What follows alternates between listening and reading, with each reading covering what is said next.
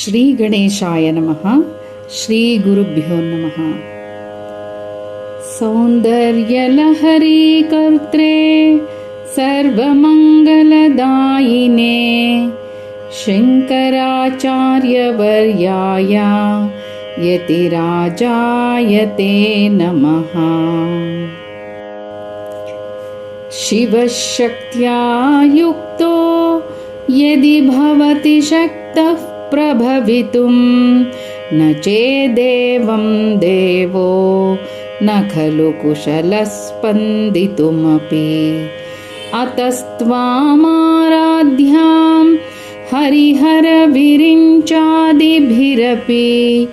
ಪ್ರಣಂತುಂ ಸ್ತೋತುಂ ವಾ ಕಥಮಕೃತ ಪುಣ್ಯಃ ಪ್ರಭವತಿ. ತನೀಯಾಂ ಸಂಪಾಂಸುಂ ತವ ಚರಣಪಂಕೇರುಹಭವಂ ವಿರಿಂಚಿಃ ಸಂಚಿನ್ವನ್ ವಿರಚಯತಿ ಲೋಕಾನ ವಿಕಲಂ. ವಹತ್ಯೇನಂ ಶೌರಿಃ ಕಥಮಪಿ ಸಹಸ್ರೇಣ ಶಿರಸಾಂ ಹರಃ ಸಂಕ್ಷುಭ್ಯೈನಂ ಭಜತಿ ಭಸಿತೋದ್ಧೂಲನ ವಿಧಿಂ.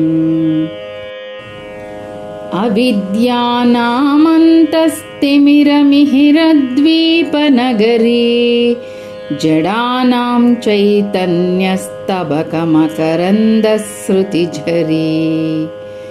ದರಿದ್ರಾಣಾಂ ಚಿಂತಾಮಣಿಗುಣನಿಕಾ ಜನ್ಮಜಲಧೌ ನಿಮಗ್ನಾನಾಂ ದಂಶ್ರಾ ಮುರರಿಪುವರಾಹಸ್ಯ ಭವತಿ. ತ್ವದನ್ಯಃ ಪಾಣಿಭ್ಯಾಂ ಅಭಯವರದೋ ದೈವತಗಣಃ ತ್ವಮೇಕಾ ನೈವಾಸಿ ಪ್ರಕಟಿತವರಾಭೀತ್ಯಭಿನಯಾ. ಭಯಾತ್ರಾತುಂ ದಾತುಂ ಫಲಮಪಿ ಚ ವಾಂಛಾಸಮಧಿಕಂ ಶರಣ್ಯೇ ಲೋಕಾನಾಂ ತವ ಹಿ ಚರಣಾವೇವ ನಿಪುಣೌ. ಹರಿಸ್ತ್ವಾಮಾರಾಧ್ಯ ಪ್ರಣತಜನ ಸೌಭಾಗ್ಯಜನನೀಂ ಪುರಾನಾರೀ ಭೂತ್ವಾ ಪುರರಿಪುಮಪಿ ಕ್ಷೋಭಮನಯತ್. ಸ್ಮರೋಪಿ ತ್ವಾಂ ನತ್ವಾ ರತಿನಯನಲೇಹ್ಯೇನ ವಪುಷಾ ಮುನೀನಾಮಪ್ಯಂತಃ ಪ್ರಭವತಿ ಹಿ ಮೋಹಾಯ ಮಹತಾಂ. 5ನೇ ಶ್ಲೋಕದವರೆಗೆ, ಮೊದಲನೇ ಶ್ಲೋಕದಿಂದ 5ನೇ ಶ್ಲೋಕದವರೆಗೆ ಹೇಳಿದೆ. ಎಲ್ಲರೂ ಪ್ರಾಕ್ಟೀಸ್ ಮಾಡಿ.